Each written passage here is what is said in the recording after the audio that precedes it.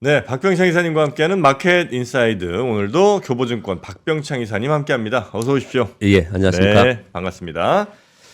자, 주말 잘 보내셨고요. 예, 목 상태는 조금 더 좋아지셨, 조금 낮았습니다. 조금 낮았으니까 예. 아유 다행입니다.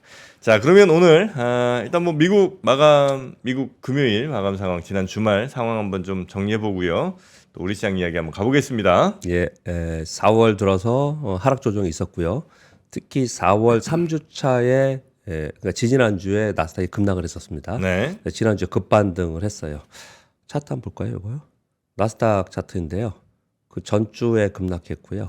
그리고 이제 지난주에 반등한 이제 그 차트예요. 이 반등폭이 좀 컸습니다. 그래서 분위기 네. 좀 괜찮았습니다. 여전히 환율 불안 그리고 고금리가 지속되는 상황인데 이제 금리 인하가 후퇴되는 이게 이제 기저에 깔려 있는 그런 상황입니다. 그런 상황 속에서 실적 발표를 지금 하고 있고요. 실적 발표에 따라서 개별 종목별로 급등락하면서 시장이 큰 변동성을 주고 있습니다. 지난주 한 주간에 나스닥이 4.2% 올랐어요. 네. 한 주간으로 보면 이게 많이 오른 올랐네. 거죠. 그래서 차트를 먼저 보여드린 거고요. 금요일 날도 다운이 0.4% 올랐는데 나스닥이 2% 올랐습니다. 이게 지금 주간으로 어떤 변동성이 있는가를 보여드리기 위해서 제가 이렇게 좀 이렇게 구분을 해왔는데요. 네. 지난 2주간 볼 때, 그러니까 지난주 말고 직전 주에 엔비디아가 13.5% 하락했어요. 지난주에 15% 올랐습니다.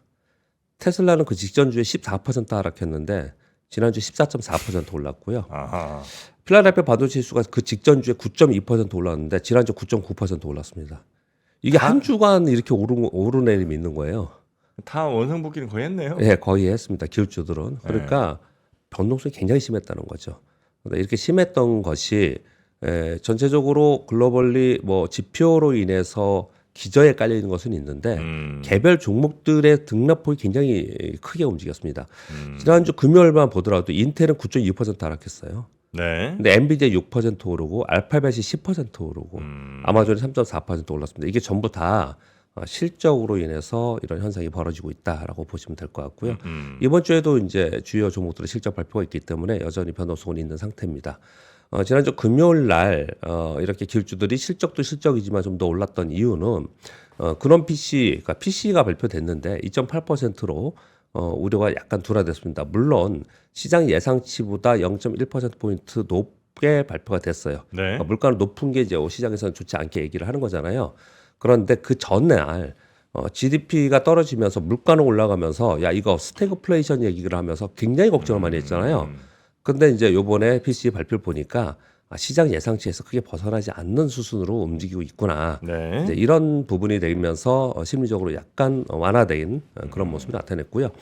그리고 엔비디아나 기술주들 그리고 반도체주가 올랐던 것은 지금 알파벳이나 아마존 얘네들이 실적 발표하잖아요. 네. 이들이 실적 발표를 하면서 향후 데이터 센터에 대한 대규모 투자에 대한 내용들을 계속 얘기를 하고 있어요.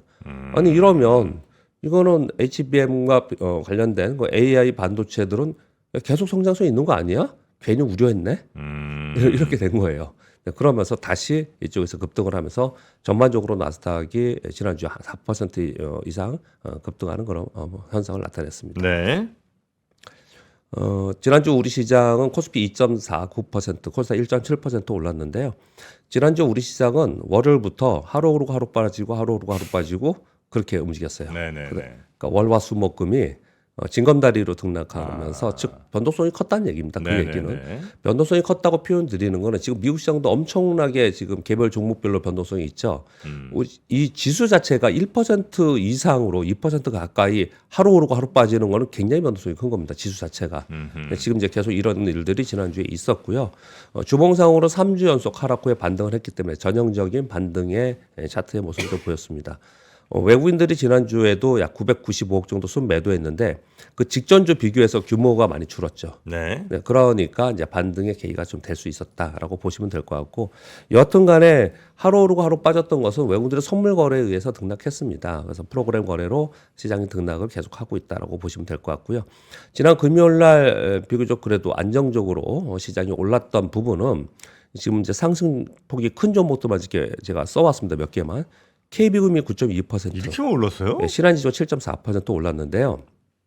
이들은 밸류업 프로그램으로 제일 먼저 바닥에서 올라온 섹터 종목들이잖아요. 네. 그랬다 좀 주춤했었습니다. 네. 그 주춤하는 동안에 뭐 ELS 손실 뭐 이런 얘기들 좀 했었거든요. 근데 실적 발표를 했어요, 지난주에. 지난주 목요일 금요일 실적 발표를 했는데 좋았어요. 실적이 아주 좋게 나왔습니다. 여전히 이쪽은 좋구나라는 게 이제 확인이 됐어요. 실적 좋아서 주가 오르는 경우도 있군요. 그게 정상이죠. 그게 정상인데 예. 보통 이제 우리는 뭐 실적 좀 또 안 뭐 주가는 또 반대로 가는 경우 워낙 많아가지고. 그건 이제 섹터에서 그렇고요. 이런 거죠. 실적이 좋게 나왔는데 이후에 더 좋을 것 같아. 그러면 당연히 그쪽은 더 오르는 거예요. HD 현대일렉트론, LS 일렉트론 9.1% 올랐습니다. 금요일 하루에? 예, 가온전선 24% 올랐어요. 전선주, 전력기기주는요. 그 얘들은 좋다고 하니까 이후에 다음 분기도 좋을 거로 생각하니까 더 오르는 거고요. 꺾고 내려오는 경우는 이거 너무 많이 오는 거야? 피크 아니야? 이런 의심을 할 때 그러는 거고. 아니 선익 시스템은 뭐예요, 근데? 선익 시스템은 상한가 갔는데요.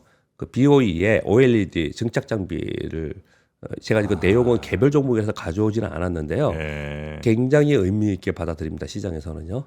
왜냐하면 증착 장비는 전 세계 증착 장비 전부 다 일본의 토끼라고 하는 토끼? 예, 이름이 토끼예요. 토끼. 우리말로 영어로 그렇게 돼 있으니까 토끼인데 뭐 도끼라고 하는 사람들도 있고 그런데요. 네. 거기가 답니다. 다 그냥 절대적으로.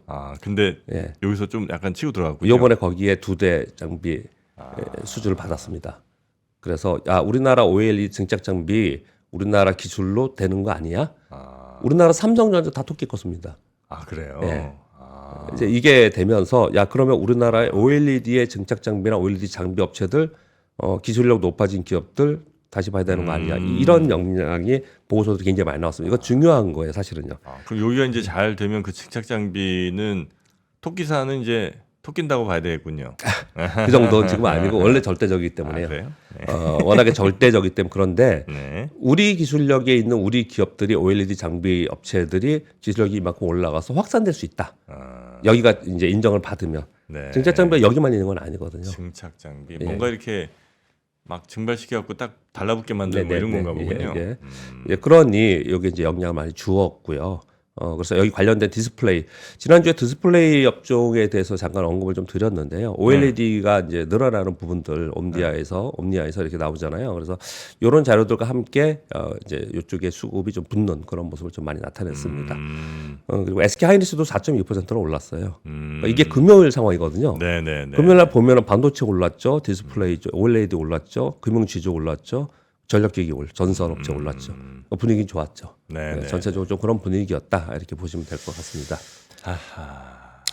자, 시황에서 쭉 설명을 좀 드려보면요, 막 이것저것 뉴스도 굉장히 많고 막 그런데 네. 그냥 한마디로 얘기하면 이런 것 같아요. 금리 인하 기대감으로 시장이 막 받쳐오면서 그 와중에 AI가 돼서 그걸로 인해서 시장이 굉장히 좋다가 3월까지. 금리 인하 이제 늦어지거나 물 건너간 것 같아라는 것들을 막 얘기하면서 그럼 시장이 너무 달려왔잖아. 그래서 시장 기대치와 실제가 반영이 되면서 4월 들어가면서 하락하기 시작을 했습니다. 그런 와중에 빅테크들의 실적 발표가 지난주에 있었고 실적 발표에서 호실적 발표하는 일부 종목들로 인해서 종목별 차별화가 되면서 시장이 반등하는 여기까지가 지난주예요. 네. 여기까지 지난주고요. 그럼 이제 이후의 방향 또 어떻게 될지 이제 봐야 되지 않습니까? 근데 일단 제일 중요한 거는 이번 주에는 FOMC 회의가 있고요.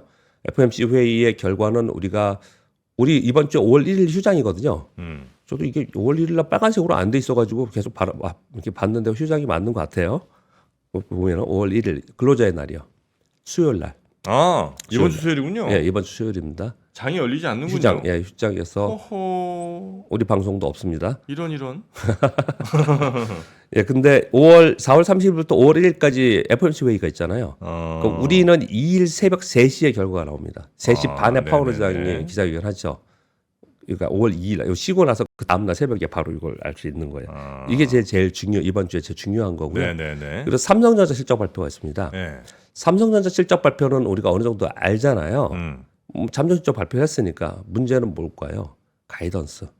투자를 앞으로. 얼마큼 할 거냐. 네. 이거에 굉장히 영향을 많이 받습니다. SK 하이닉스가 투자를 더 증설한다는 내용과 함께 굉장히 시장 영향을 크게 줬거든요.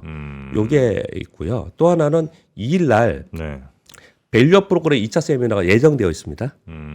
그래서 요것도 이제 관련 섹터에서는 이제 중요한 이벤트 중에 하나입니다. 그리고 금요일 날 실업률 발표합니다. 미국은 지금 미국은 계속해서 물가나 이런 지표들이 금리 인하하기는 어렵겠다 이렇게까지 갔잖아요. 네. 실업률이 정말 낮게 나온다.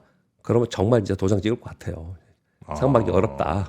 근데 이제 요게 어떻게 나올지 좀 봐야 되는데 네. 여기 관련된 뉴스도 오늘 꽤 있습니다. 그 말씀을 좀 드릴게요. 지금 시황 얘기하다 그 얘기 드렸는데 왜 요거부터 말씀을 드렸냐면요. FOMC 회의 후에 이번에 뭐 동결하겠죠. 근데 커멘트 중요한데 지금 그 사이에 3월에 발표한 이후에 물가도 많이 올랐고요. 금리도 올랐고 환율도 올랐어요. 그래서 물 건너 갔다 얘기를 하는 거잖아요. 네. 이걸 파월 의장이 뭐라고 얘기할지 이제 관심인 거예요. 원론적으로 얘기는 하겠지만 네. 파월 의장이 어떻게 얘기할까요?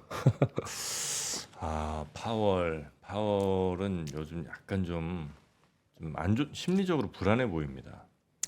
아마도 뭐 선거 앞두고 어떻게 네. 정책을 해야 될지 이런 부분 상당히 있는 것 같아요. 지금 여기서 자칫 금리를 잘못 건너기도 어렵거든요. 물가 네, 다시 네. 리바운딩 했기 때문에. 그런데 또 환율도 올라가고 있는 상황이라서 상당히 머리 아픈 상황에 지금 처해 있습니다. 그런 와중에 지난주에 미국 GDP가 시장 컨센서스보다 훨씬 낮게 둔화되게 발표가 됐죠. 네. 물가는 올라가고 있죠. 음. 그런 가운데 옐런 장관은 뭐라 그러냐면은 야 물가 올라가는 거는 이거 일시적이야. 구조적인 문제가 아니고 물가는 다시 떨어질 가능성이 있어. 이렇게 얘기를 합니다. 그러면서 옐런 장관은 미국의 경기는 둔화 쪽으로 가고 있다. 이렇게 얘기를 합니다. 경기가 둔화로 가고 있다. 예. 근데 파월은 어떻게 얘기하냐면 미국의 경기는 탄탄하고 물가가 반등을 하고 있는 것 때문에 금리 인하를 못 하고 있지만 결국 금리 인하를 할 가능성이 있다. 이렇게 얘기를 하고 있거든요. 이게 보면 제가 이렇게 빨갛게 일부러 표시해 왔는데요. 그러니까 경기의 방향과 물가의 움직임과 그걸 바라보는 금리 인상과 경기의 흐름을 얘기하는 가이던스를 얘기하는 옐런과 파월이 모두 다 서로 다른 얘기를 하고 있어요.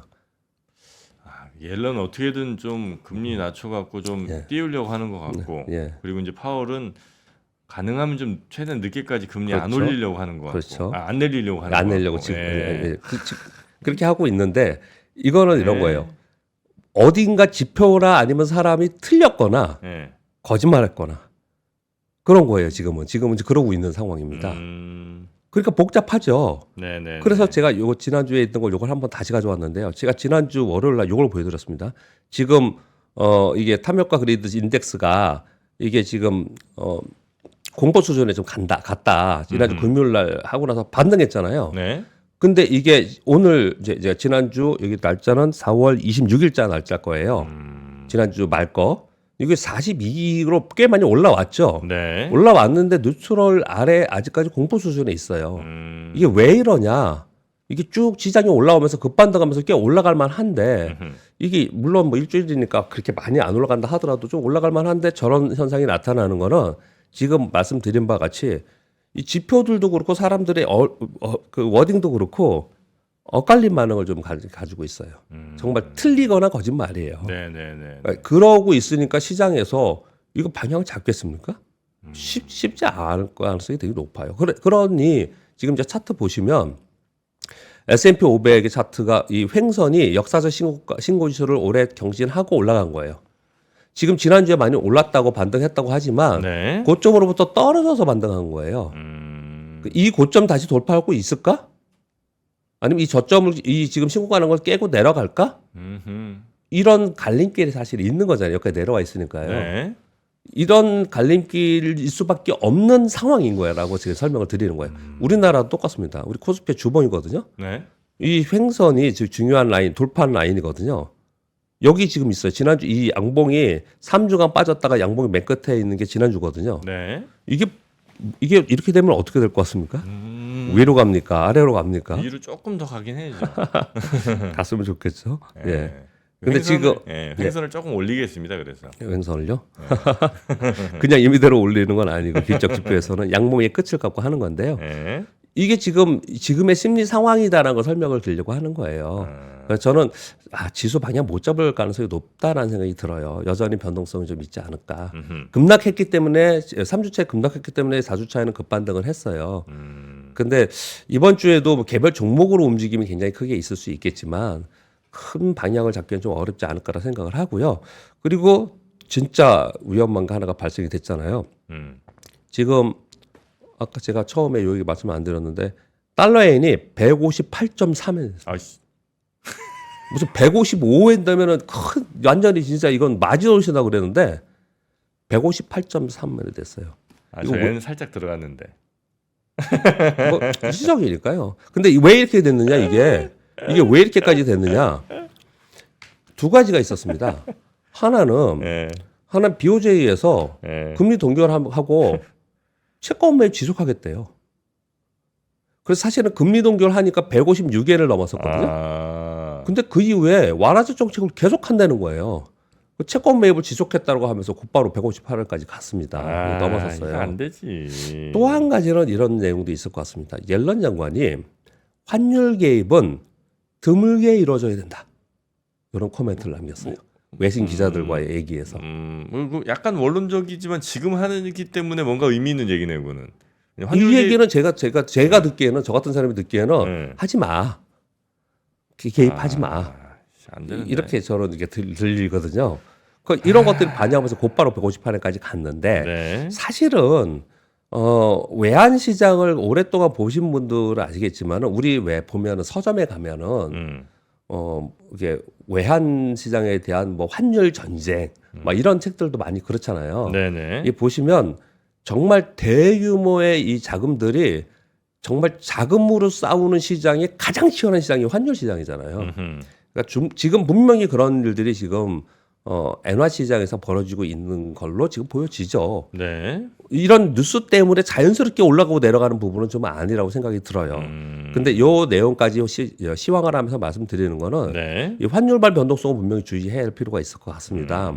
근데 여전히 지금 어떻게 얘기하냐면 이거 하반기에 한 10월쯤 돼서 금리 인상하고 환시장 개입하는 거 아니야? 그렇게 얘기를 하고 있는데 네. 그러기에는 이제 5월도 안 됐는데 158까지 왔어요.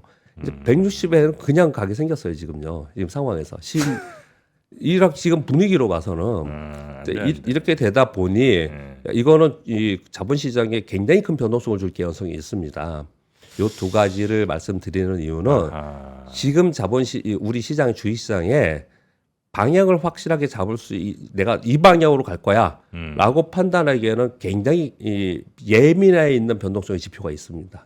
그런 상황이 있어요. 네. 그렇게 생각하시면서 시황을 보시면 좋겠다라는 말씀 때문에 이렇게 설명을 드린 겁니다. 그렇게 드리겠고요. 우리 시장은 지금 매크로 시장 좀 말씀드렸잖아요. 네.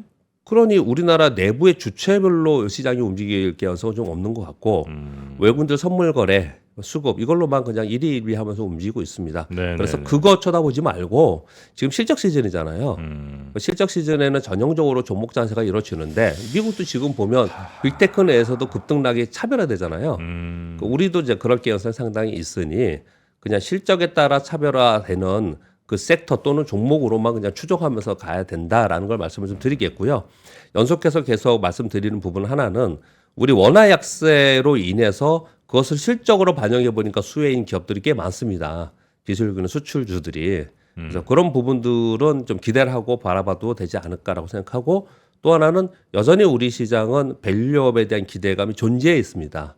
그래서 지금 온갖 악재들이 있는 가운데에도 시장이 그냥 막 때려맞고 내려오는 그런 상황은 아니거든요. 그러니까 이제 그쪽 섹터도 한꺼번에 같이 눈여겨볼 필요가 있다. 즉 전체 매크로 시장은 방향을 가지면서 막 굉장히 흔들리기는 어려운 그런 시장이에요. 변동성이 굉장히 심한 그런 시장이에요. 그렇다면 그런 방향보다는 일단은 지금 실적 시즌이니까 실적 바라보면서 가는 것이 어떤가 생각하고요. 네. 지금 이걸 조금 저는 데일리로 방송을 하니까 이렇게 말씀을 드리는데 이걸 길게 보시는 분들은 중장기로 시황을 보시는 분들은 아마 네. 이런 얘기할 개연성이 있어요. 혹시나 해서 말씀을 드리는데 지금의 이런 큰 변동성이 주고 물가 다시 리바운딩하죠. 금리 엄청 올랐죠. 지금 2년 만기에 5%까지 올라 있죠. 네. 환율 이런 상황이죠.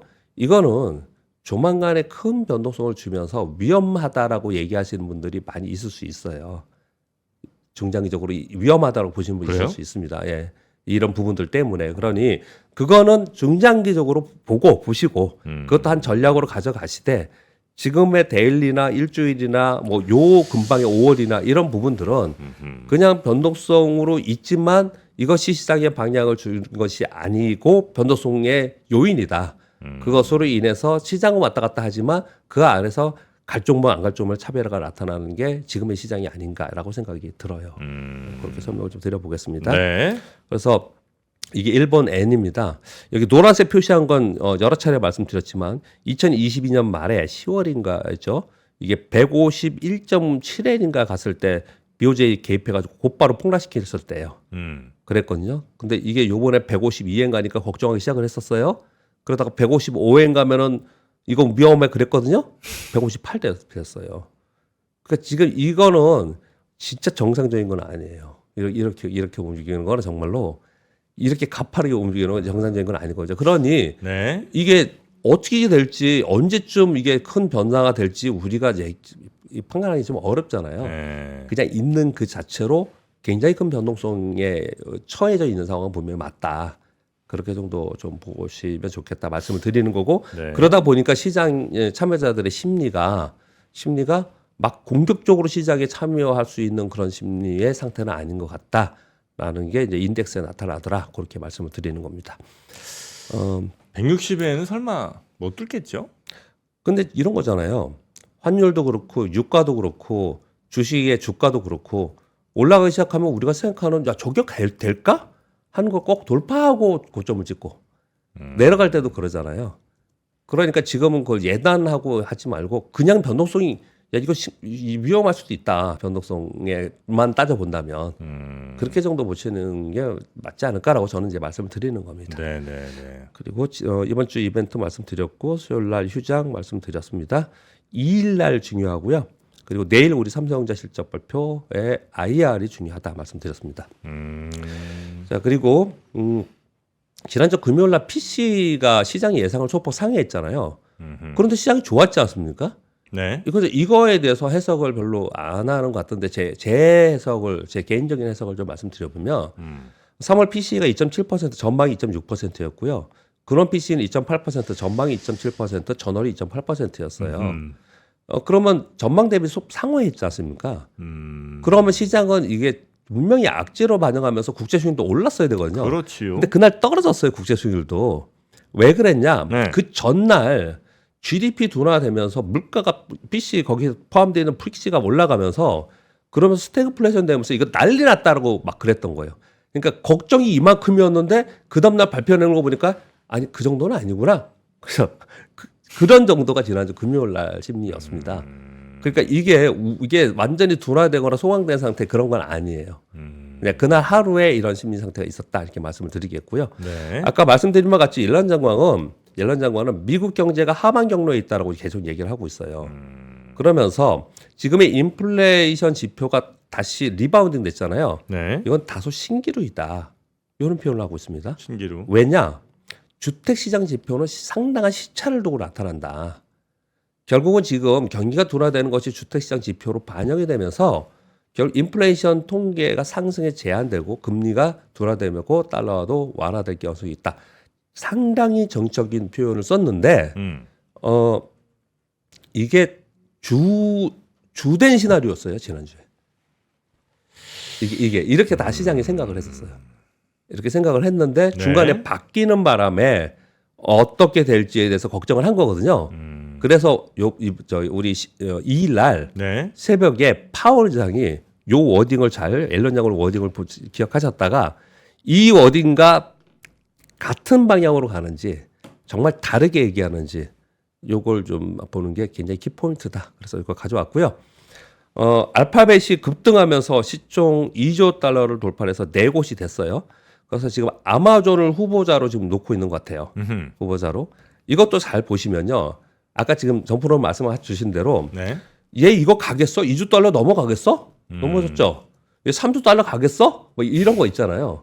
그럼 거기 가는 경우가 많이 있었습니다. 사실은. 그런 걸로 봐서는 이제 아마존에 관심을 좀 갖고 있는 건데 그보다는 아무튼 이 4곳의 시총을 합치니 지금 GDP 1위가 미국이고 2위가 중국이잖아요. 중국이 50% 이상이고요. 독일이 3위인가? 그렇죠? 3배인가 다 있죠. 네네네. 독일의 2배입니다.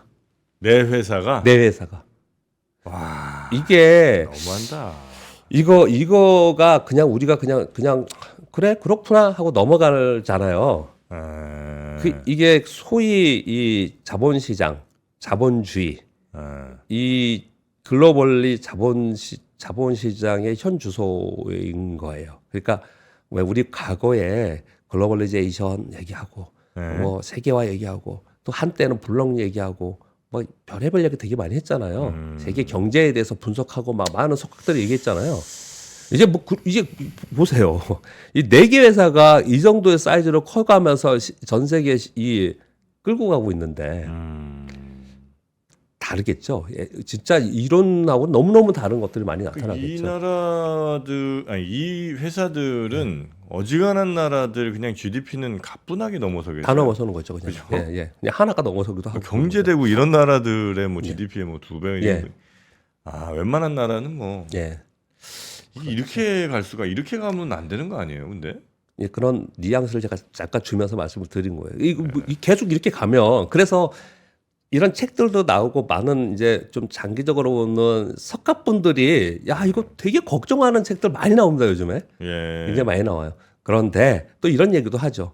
미국 걱정이랑 이런 글로벌 빅테크 걱정은 할 일이 아니다. 연예인 걱정도 하는 거 예, 아니에요? 하지 말자. 뭐 이런 얘기를 하죠. 근데 이제 이것으로 인한 우리의 그 뭐랄까 부작용 이런 것들을 이제 생각을 해야죠. 우리는 해야죠. 이런 부분들에서 말씀 잠깐 드렸고요. 네. 시간 계속 지나가는데 그냥 빨리빨리 하겠습니다. 제가 그 반도체 주식이 이 실적 발표하면서 떴다고 말씀드렸잖아요. 네. 그 중에 하나인데 아마존 데이터 센터 증설에 15조 원을 투입하고 향후 15년간 200조 원을 투여해서 데이터 센터 건설한다. 인디애나주에 하는데 세금 공제문 보조금을 준다. 이런 거 보면 야, 이거 AI 반도체가 꺾일 수가 없네. 이런 얘기를 한 거고요. 이게 지금 4, 5, 6, 7번이 다 이어져 있는 얘기입니다. 25일 날 미국 바이든 행정부에서 전력망 강화, 청정 에너지 관련 일자리 확대, 전력 부문 환경오염 축소를 위한 조치. 이게 제목이에요. 요 조치를 발표했거든요. 요 내용 중에 여기 보면 전력망 강화가 있어서 5년간 송전망 16만 킬로미터를 개선한다. 노후 전력망. 요게 발표가 됐어요. 이 얘기는 사실은 작년도 있었고 계속 있었던 얘기인데 상당히 부각이 요즘 많이 되고 있습니다. 왜 그러냐? AI로 인해서 데이터 센터 얘기하고 이게 다 연결된 얘기들이에요. 전선이다, 전선. 예, 이게 다 연결되어 있는 상황 속에서 그러다 보니 야 이거 그러면은 HBM 더 필요해. 그러니까 SK 하이닉스가 청주에 원래 있었던 라인 옆에 낸드였는데 그걸 HBM 하겠다고 증설하겠다는 발표 지난주에 했지 않습니까? 네. 근데 뭐라고 또 얘기가 나오냐면 야 이걸로는 사업장 포화돼서 생산력이 이게 맥시멈 다 하는데 이거 더 뭐 우리 못 만들어. 이게 더 공략 더 줘야 될 것 같아. 그래서 미국 등 해외 신규 기지 구축을 투자 검토를 한다는 뉴스가 나왔어요 지난주에. 이렇게 지금 나오고 있는 그런 상황이고요. 네, 그런 상황 속에서 SK 하이닉스만이 아니고 삼성전자, 마이크론도 생산시설 확충 및 기술 강화를 총력전을 하고 있다. 이게 다 이어진 얘기입니다. 지금의 상황에서. 네. 지난주에 금요일 날 미국에 있었던 일들이 왜 이런 일들이 이뤄졌고 그것이 확장돼서 시장에서 어떻게 반영되고 있는가를 4, 5, 6, 7번으로 뉴스를 전해드렸습니다. 이 와중에 8번 뉴스가 저는 좀 약간 언짢아서 가져왔습니다. 3월에 일본 반도체 장비 판매액이 18개월 내 최고가 됐는데요. 도쿄 일렉트론 비기준으로 봤어요. 지금 1분기 실적 발표를 안 했기 때문에 2023 4분기 실적 발표를 봤더니 매출이 중국이 46.9, 한국 12.5, 일본 12.4, 대만 10%, 북미 9.1인데요. 일본 반도체 제조장비 협회에서 3월 판매 발표를 했고 올해 총 4.03조 엔 전망을 하는데 4조 엔을 넘은 건 사상 최고입니다. 왜 그랬냐를 봤더니 구형 장비가 필요한 중국이 주요 고객사로 일본 장비 업체의 50% 이상이 다 중국에서 다 사갔다는 거예요. 이거 뭐야 그러면 우린. 이 사이에 그럼 중국이 뭐 어떤 반도체를 만드는지는 잘 모르겠지만은 그 메모리 쪽도 아마 당연히죠. 예, 구형 메모리 하는 것 같은데. 예. 그때 이제 한번 삼성이랑 하이닉스가 예. 치킨 게임 한번 가야죠. 제가 이제 왜 이걸 가져왔냐면 네. 그렇게 해야 된다고 생각하시는 거죠. 딱 한번 또 청소해 한번 줘야죠. 우리 한번 네. 이 반도체가 얼마나 어려운 산업인지 한번 알려줘야죠. 미국이 미국이나 대만에서 일본에 공장을 전다고 하면서 같이 손잡았잖아요. 네. 그러니까 미국이 우리 보고 구형 반도체 중국에 팔지 말라고 계속 그러고 있단 말이에요. 네. 근데 이런 데이터가 나왔어?